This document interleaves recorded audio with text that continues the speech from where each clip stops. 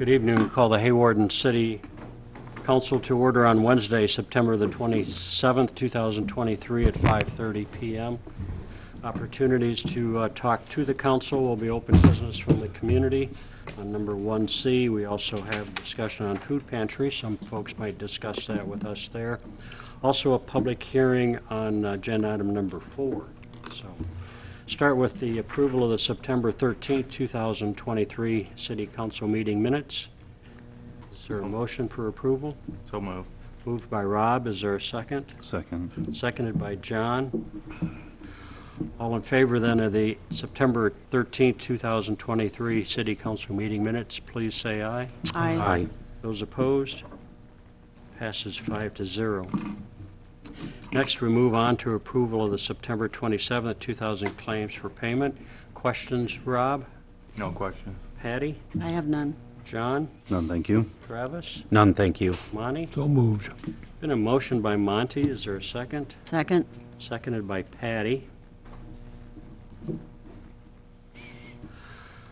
For the approval of the September 27th, 2023 claims for payment, all in favor, please say aye. Aye. Aye. Those opposed? That passes again 5-0. Open business from the community. Move to the mayor's report. Last week we had the second graders from West Sioux, so thanks to Jacob and thanks to Carol and Cody at the police department and the front ladies. The second graders went out with some snazzy looking sunglasses and appreciated their time and their teachers and their staff time being here.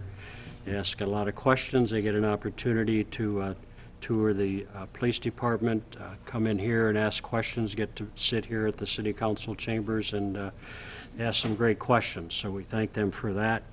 They also give me, as the mayor, some suggestions for making improvements, so I'll be calling a few of them in that regard to discuss that with them.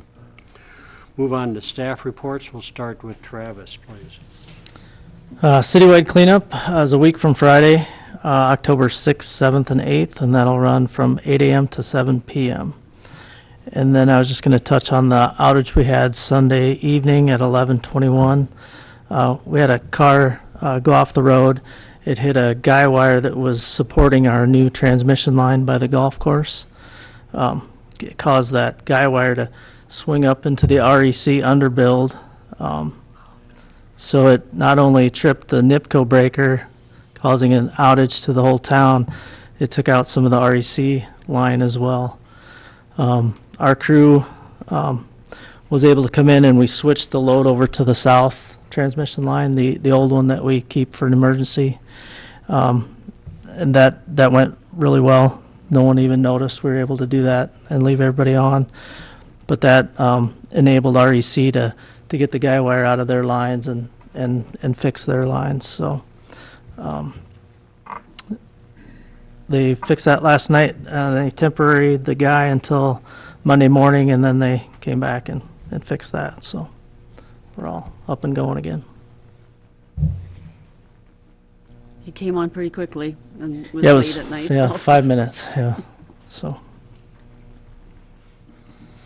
Great, thank you very much. Jacob? Last week we had the auditors on site. Everything seemed to be going so well so far. We'll be wrapping stuff up virtually from here on out over the next month or two. We will also be starting to begin and finish our annual reports due to the state of Iowa. And I had the opportunity to go to the hospital planning session this week, which was very informative, and it was kind of a good experience to be at. So. Good. Great, thanks, Jacob. Jenny? Oh, nothing, thank you. Okay, thank you. Good morning.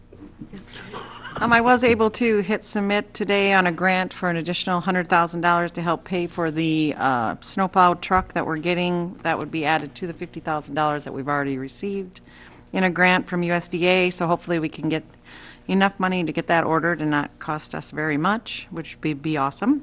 I'm working on the Downtown Catalyst grant again. That is the grant similar to the one that I did for the Central Parts Store. And we have another applicant for that, so we're going to jump into that one, get it underway. Style and Grace Salon has closed on the Lindy's building. We got that all done. Mortgages are all signed, abstracts in. So she will be able to start her renovation and move forward on that building. We're continuing to work on what you guys call the old Coast to Coast building. I should have that closed by October 11th. So that'll be good to get a business up and running in there and keep that back open. I did have a conversation and do a little work on a Department of Justice grant. That is a grant to pay for police officers. How that works is it will give $125,000 to $175,000 per officer to pay for their training, their salary, their wherever they need, bullets, whatever they need. It is designed to help with that cost. A recent recipient was the city of Sheldon, got it in the last award round where they received the $125,000 to help with officers. So that would be a nice thing for our city to be able to have that assistance. So I'll stay with that Department of Justice. They'll open up again in the spring. Tomorrow I head off to the Professional Developers Conference in Council Bluffs, which will be a great session to learn a little bit more about some more funding opportunities that are coming available through Iowa Economic Development Authority. I did work with a couple nonprofits to apply for the Enhanced Rural Iowa monies. Hopefully they can profit from that. And I'm just doing annual reports for my revolving loan fund with the USDA. That's about it. Nothing to do. Pretty quiet then. Yeah. Thank you. Oh, and the second graders were fun. They did like their They're glasses. fun. Yep. Thank you very much for lining that up for us. Thanks for all your work you're doing in the office. Anything from council? Move on then to agenda item number 3, discussion on the Hawarden Food Pantry. If you'd like to come forward to the dais, please, and thank you, Linda. Well, I want to thank you for your time to hear us out tonight. And Peggy McKinney is our chairman of our church, but she had to be at another meeting in Sioux Falls tonight at 5:30, so she asked me if I would present it. So I thank you for your time. And on behalf of the American Lutheran Church, we'd like to address you tonight on the food pantry of Hawarden. It's been hosted at our church for 24 years. And we feel that we can no longer afford to do this project by ourselves. We definitely do not want to see it closed. That's not our goal. But because our utility bills are so high, they're $600 a month at our church, and she's currently paying $200 towards this amount. But we have steps. We're not handicap accessible. We have 6 steps that all the people are going up and down. And really, by law, food pantries should be handicap accessible all the way around.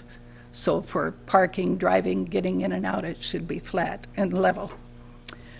And there definitely is a need in our area for the community food pantry, and we don't want it to close, and we've been kind of looking and haven't really gotten anywhere.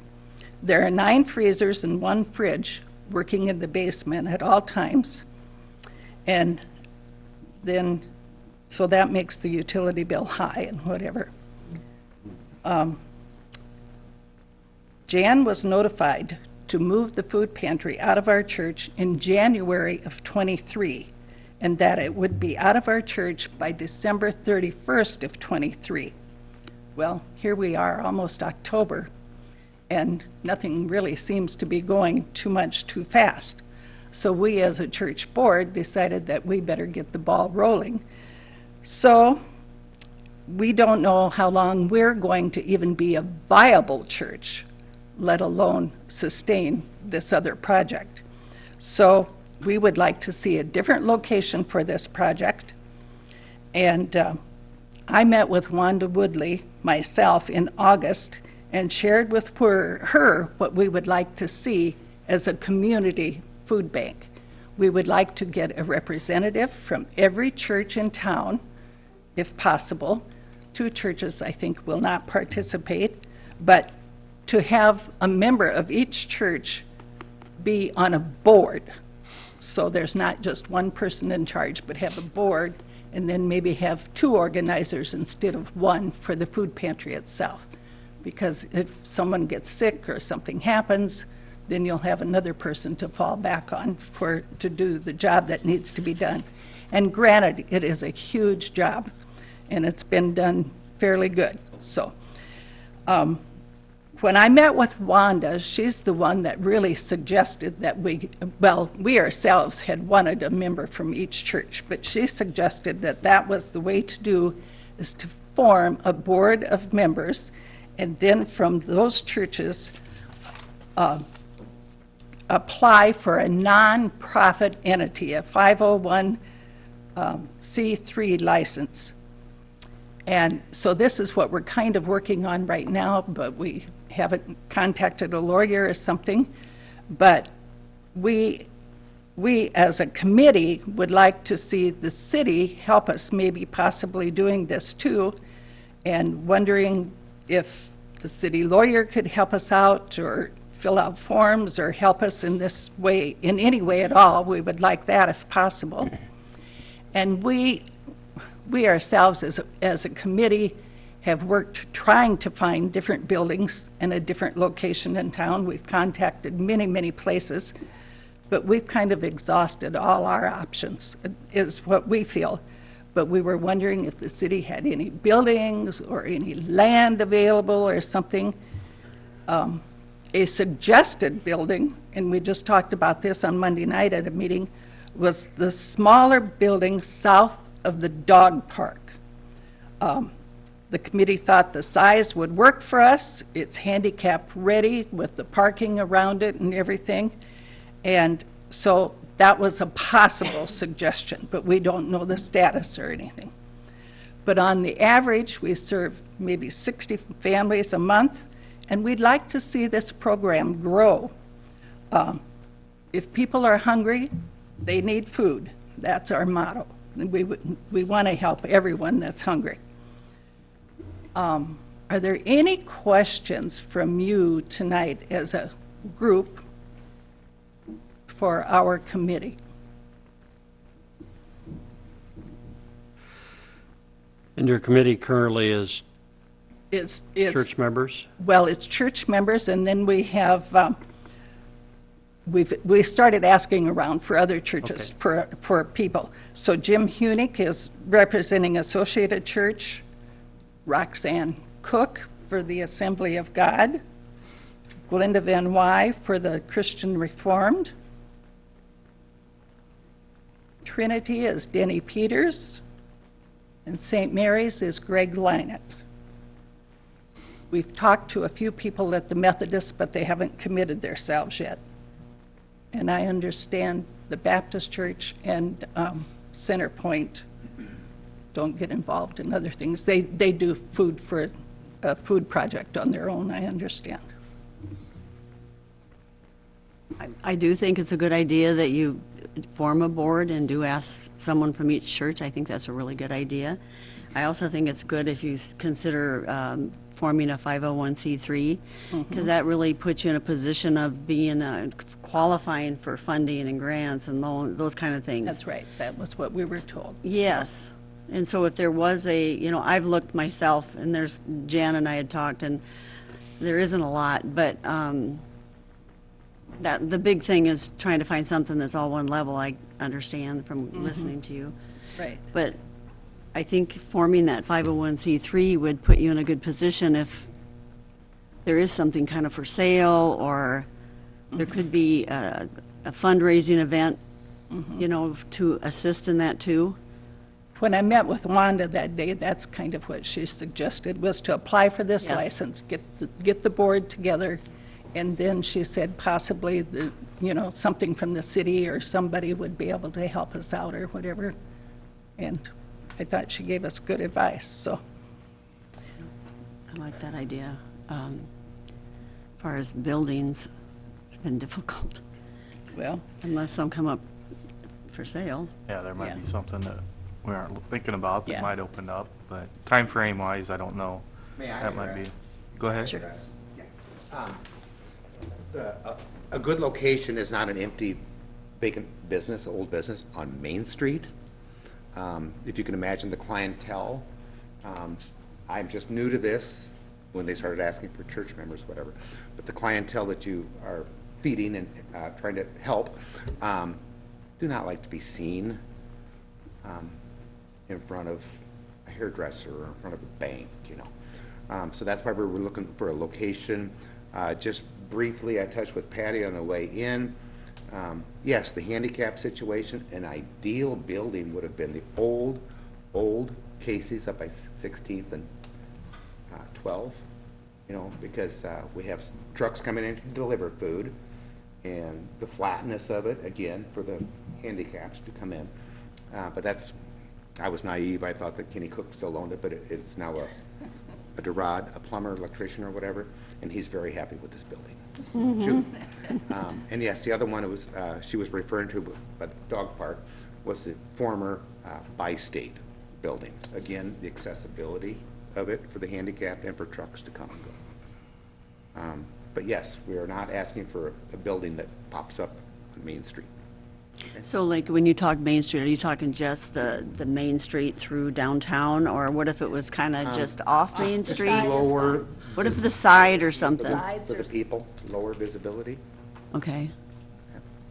I'm just thinking, you know, some of the side streets, I don't know if there's something for sure, but they can be much more private than the the downtown. There are some houses, and yes, but I'm wondering about on some of those side streets too. I was not able to attend the meeting we had 2 nights ago. But the meeting previous to that, we were thinking, well, you know, if we could wish, you know, what if we put up our own building, whatever, you know, what are the minimum square footages involved?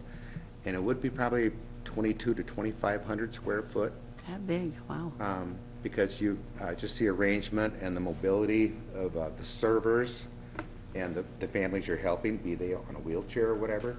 That yes, you know, for instance, you would have freezers and refrigerators back here where only the workers have access to them. Then you bring the food out, and it's all laid out, and then you go along and assist everyone as they go through. So the square footage required could be easily that high, 22, 2,500. That's good size. Yeah. Could you give me an overview of the distribution times? Are there just certain days of the week that the building gets accessed by the public? Okay, on the first week of each month, on Tuesday afternoon, I think they arrive at 4:30 and set up what is available in the pantry already, like canned foods and stuff like that. And then on the Wednesday morning of the first week of the month, a truck arrives from the food bank of Siouxland, and usually the high school boys, when school are in, they come over and unload it, or Travis has sent up city workers to help unload, and we really, really appreciate that, because without their help, all of the people that really volunteer and be there are retirement age and older people, and so it's kind of hard for them to unload and whatever. So we really do appreciate the school and Travis for sending up city men to help unload and whatever. And then on Wednesday afternoon, the people come and pick up their groceries.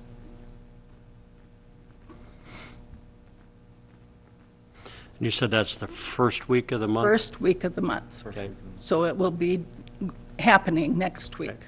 And then that's the only time of the The month only time that happens? she's been doing it, yes.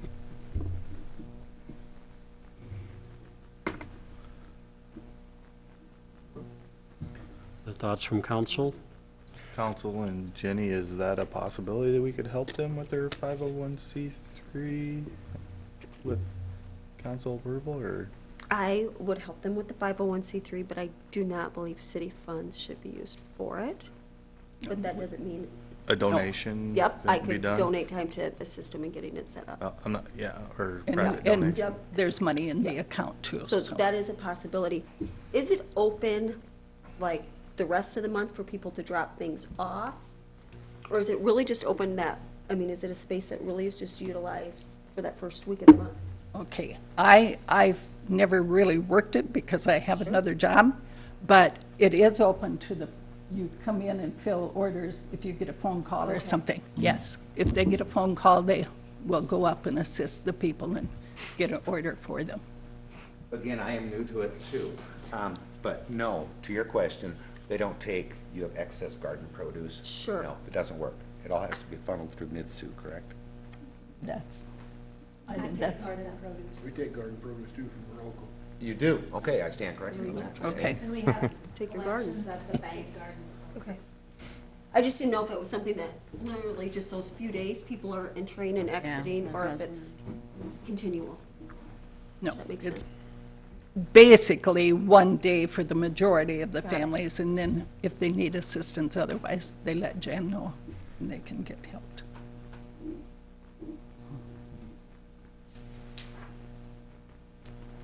Any other questions? Obviously, our thanks to American Lutheran Church for 24 years of service to the community in that regard, and also to all the volunteers. I'm certainly sure we'll be able to try and give, all work together and give some guidance to this, I would certainly think. Okay, I appreciate that. And I'd like to thank you for your time tonight. And then we know that decisions will not be made right now, but hope that you consider our thoughts and our actions, and that we really need to make them soon if we meet the deadline that we've given. So thank you again for your time. Thank you so much. Thank you.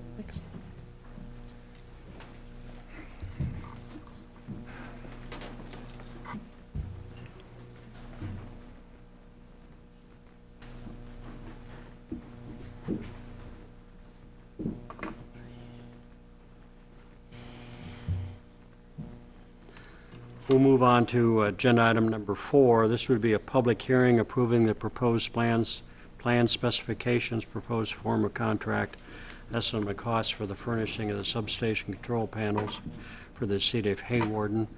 I will open the public hearing at this time. Have we heard anything from the public in regards to this public hearing? I've got nothing from the public. Okay, understanding that we've had one bid for that, correct? That is correct. We had just one bid at the opening that happened on the 20th. That will be concluded on the agenda item number 5. Anyone wish to make comment for the public hearing? Close the public hearing, which moves us to Resolution 69. This would be approving the proposed plans and specifications. Can you give me an overview of that, please? This will be for providing 5 control panels, which will be inside the control building for the new substation, all the wiring, setting in place, labeling, and hooking it up. We got one responsive bid, electrical power products, for the price of $197,135. The engineer estimate from recent bids was $260,000. So even though it was one bid, it was still substantially under the estimate, and they recommend approving that. And DGR has worked with that company's, Yes, they're actually from Des Moines, so it's a local, more local than we have been. and the timing for that would be, They'll be here in the next summer delivery. council have any questions about the resolution or the bid? No, I make a motion to approve. Been a motion by Patty. Is there a second? Second. Seconded by Rob. Call for a roll call vote, please, for Resolution 69. Harvey? Yeah. Feldhacker? Aye. Olson? Aye. Anderson? Aye. Clucky? Aye. On a 5-0 roll call vote, Resolution 69 passes. Agenda item number 6, this is approval of the pay request number 2 for Vanderwent and Sons for the 7th Street substation grading in the amount of $30,183.40. Travis, would you give us an overview of how that project is going there? The project is completed, so there'll be one final pay request of the 5% retainage, $7,254.60. They're waiting on new intake covers because the ones they installed didn't fit correctly, so that final won't be paid until the project is, till those are taken care of. That's the last item waiting. So moved. Been a motion by Travis. Is there a second? No second. Seconded by John. Remind me again how much we paid these people? So far, 137, no. $107,654 previously.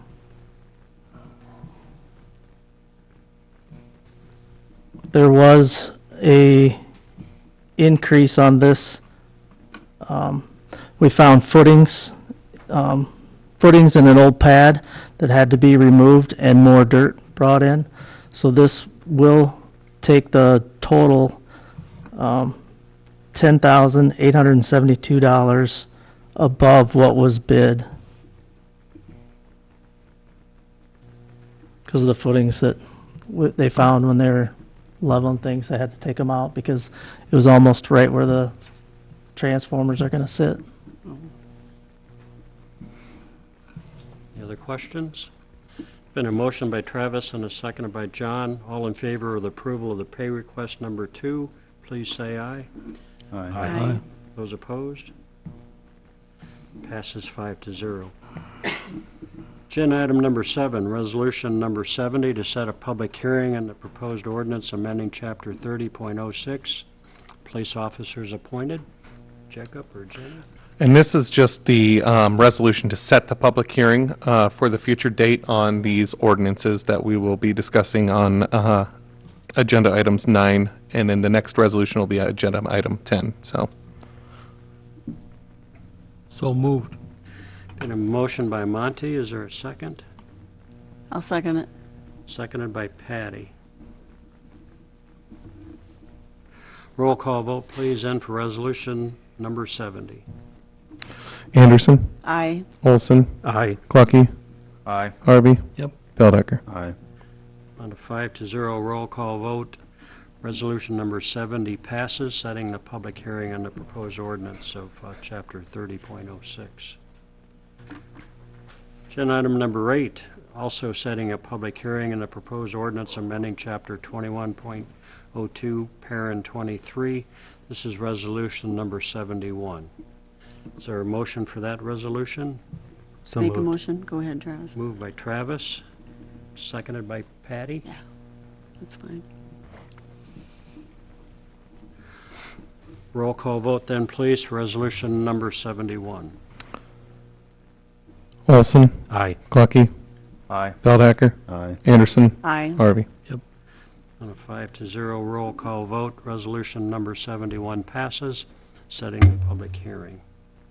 Agenda item number 9, ordinance 750, first reading of the ordinance amending the Code of Ordinances by amending provisions pertaining to Chapter 30.06, police officers appointed. So for this one, I have the ordinance in the change in there up on the board behind us, and we are taking the original wording of there, and we just added that last sentence of said selection by the city administrator must be approved and consented to by a majority of the council is the addition to this.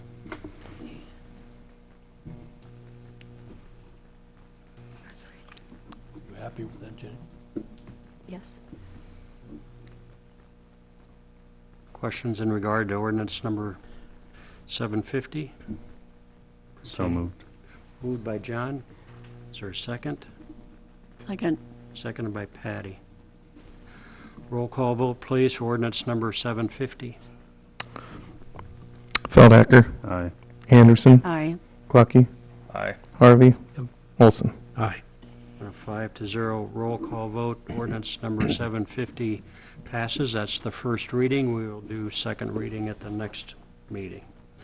Ordinance number 751, this is the first reading again, amending the code in regards to Chapter 21.02, Parent 23, regarding city administrator employment power. Again, this is just an additional sentence added to the end of the original wording there. The new sentence that is added into this is council by majority must consent and approve to the hire and termination of all full-time employees. So moved. Been moved by Travis, seconded by Monty.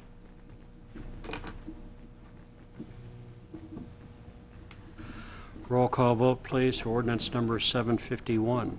Glucky, Aye. Harvey, Yep. Anderson, Aye. Olson, Aye. Feldhecker. Aye.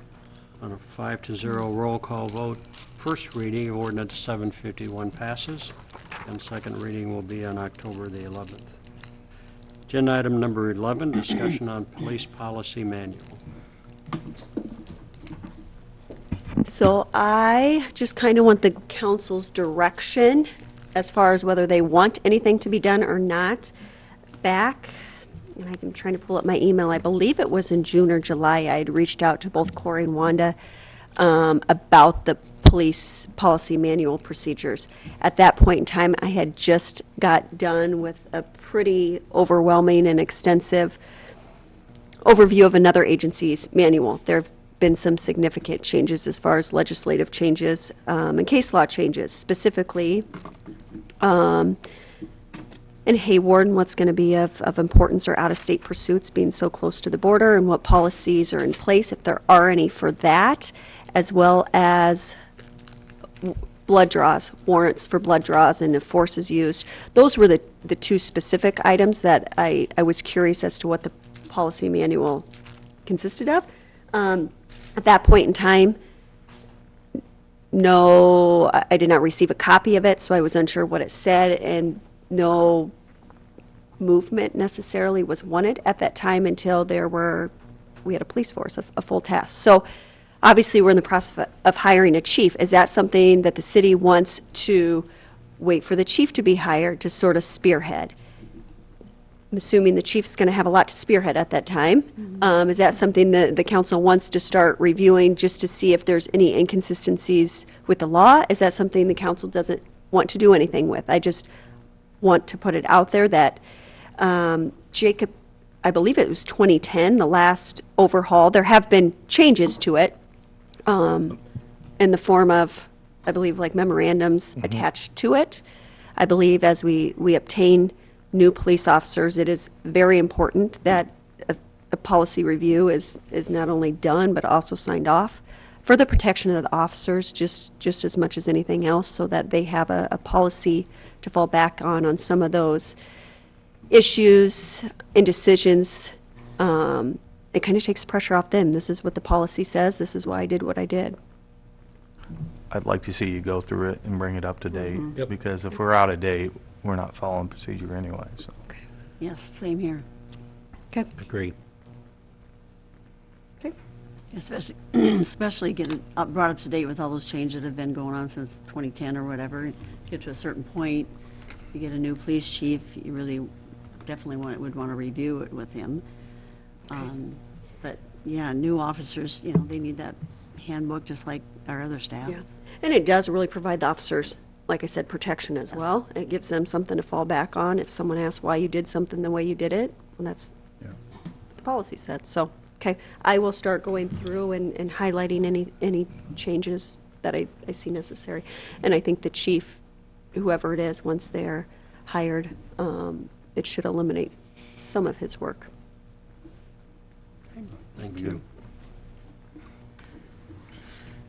Agenda item number 12, this is a consent agenda request from Rola's Rental LP for a new Class C retail alcohol license. Everything's in order. Yep, as you guys know, we voted on changing the management last meeting. In this one, they are actually applying for their new alcohol license. So everything is in there and ready to go. So moved. Moved by Monty. Is there a second? Second. Seconded by John.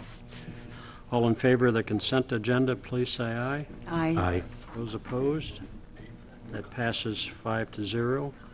Next regular stated meeting will be October the 11th. Is there a motion to adjourn? I make a motion. Motion by Patty. Is there a second? I'll second. Seconded by John. All in favor of adjournment, please say aye. Aye. Those opposed? Hawarden City Council's adjourned. Thank you so much.